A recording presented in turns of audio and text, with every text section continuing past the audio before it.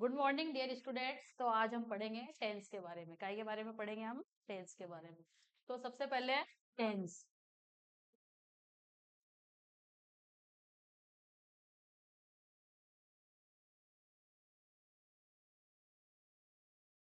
Tense का जो अर्थ है वह होता है काल या समय।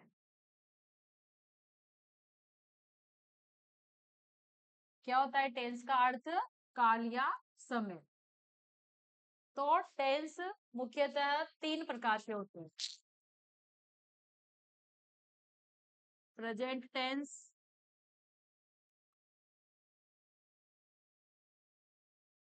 पास्ट टेंस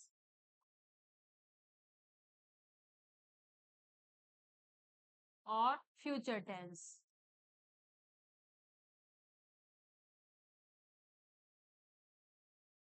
तो स्टूडेंट्स देखिएगा, जो हमने आज टॉपिक लिया है इंग्लिश में वह लिया है टेंस का। और टेंस का जो मीनिंग है वह होता है काल या समय। क्या होता है?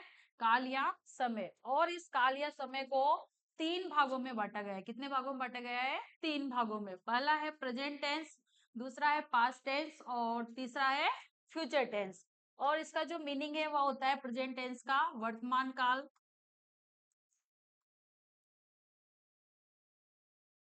और पास्ट टेंस का होता है भूतकाल,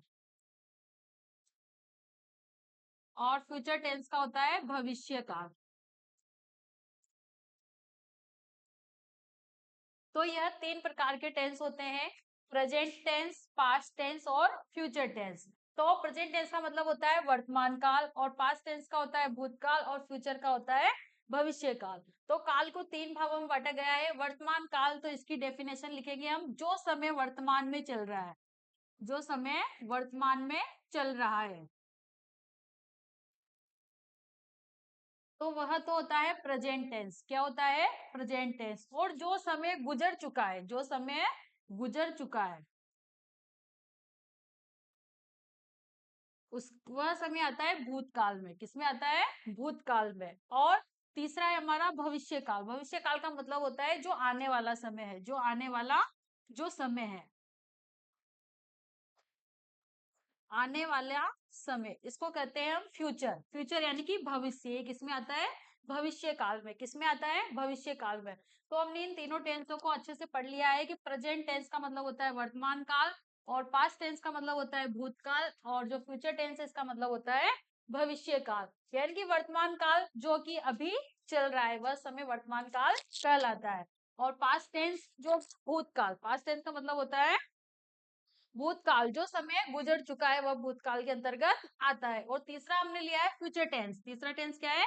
फ्यूचर टेंस। तो फ्यूचर टेंस का मतलब होता है भविष्य काल, यानी कि जो समय आने वाला है। तो इसकी एक छोटी सी पहचान होती है, जैसे प्रेजेंट टेंस।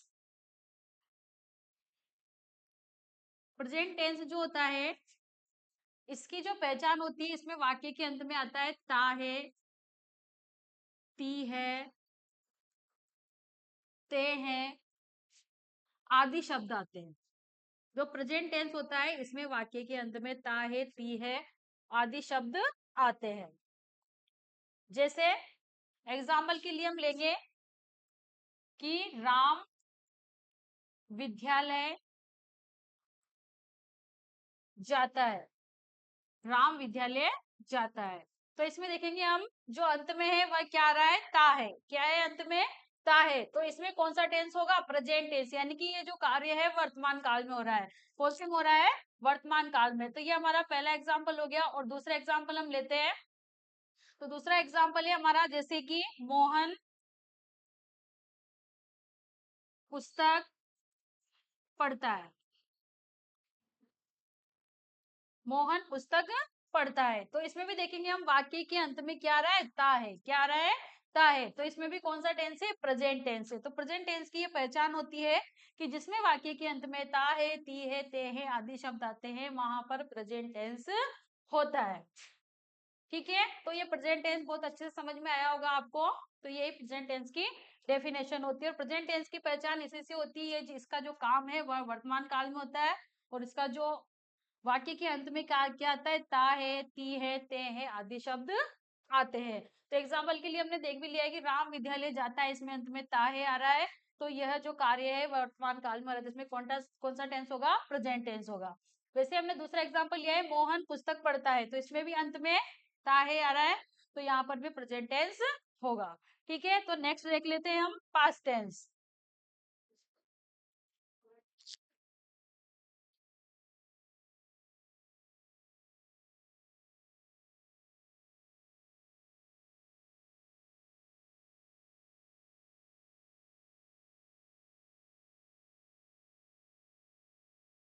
तो नेक्स्ट देखते हैं हम, दूसरा है पास्ट टेंस।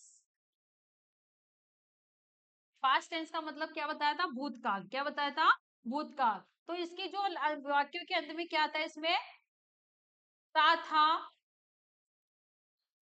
ती थी और ते थे आदि शब्द आते हैं।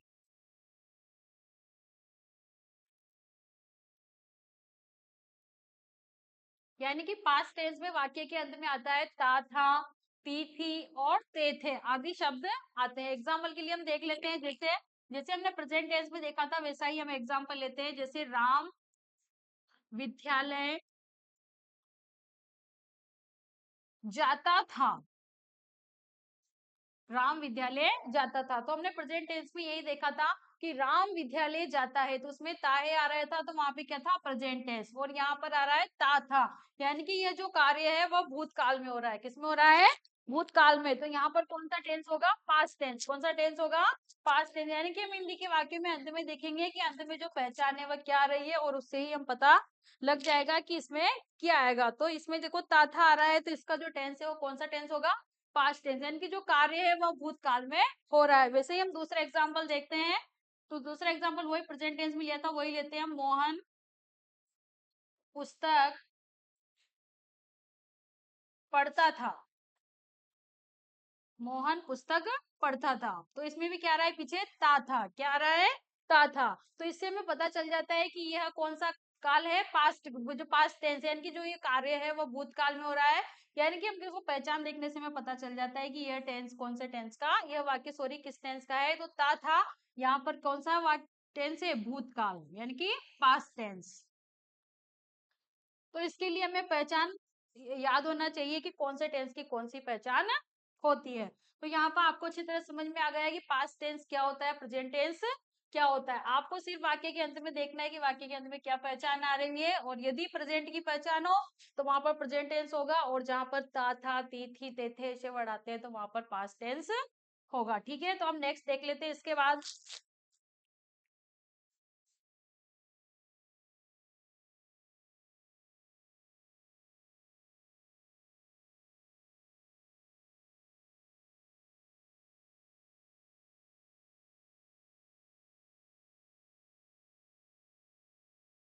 अब इसके बाद जो हम देखेंगे वह देखेंगे फ्यूचर टेंस। कौन सा टेंस देखेंगे?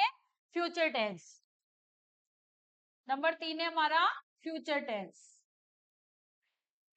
फ्यूचर टेंस यानी कि भविष्य काल। तो भविष्य काल का मतलब होता है आने वाला समय। तो इसकी जो पहचान है वह हिंदी में होती है। इसमें वाक्य के अंत में आता है गा, गे, गी आदि शब्द आते हैं,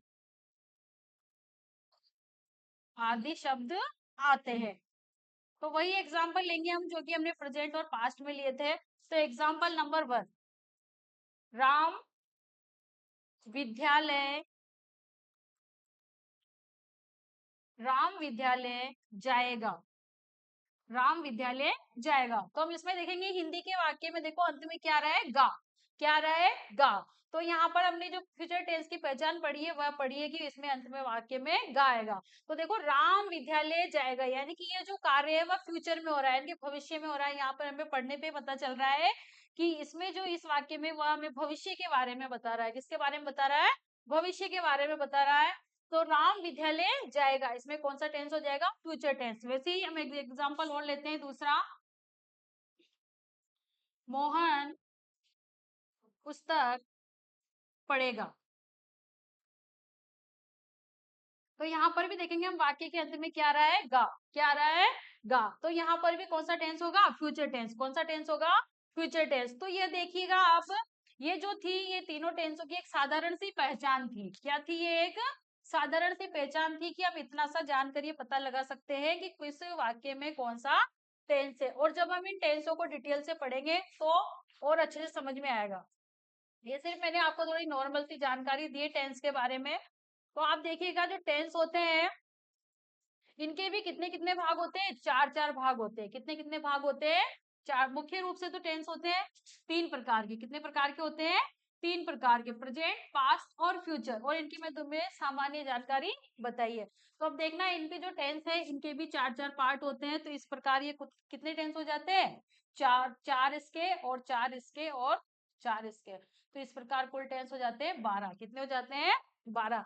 यानी कि प्रत्येक टेंस के चार भाग होते हैं। कितने भाग होते हैं, चार। तो पहला तो होता है अफर्मेटिव, अफर्मेटिव। और दूसरा होता है नेगेटिव, और तीसरा होता है इंटरोगेटिव,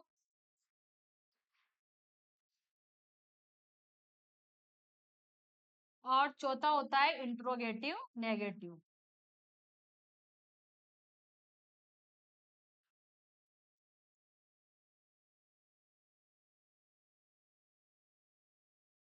इस प्रकार प्रत्येक टेंस के चार भाग होते हैं। कितने भाग होते हैं, चार भाग। तो ये कुल जो टेंस है वह कितने हो जाते हैं, 12। कितने हो जाते हैं, 12। तो ठीक है, आज की क्लास में इतना ही काफी है। आगे की क्लास में और अच्छा डिटेल से पढ़ेंगे। Thank you.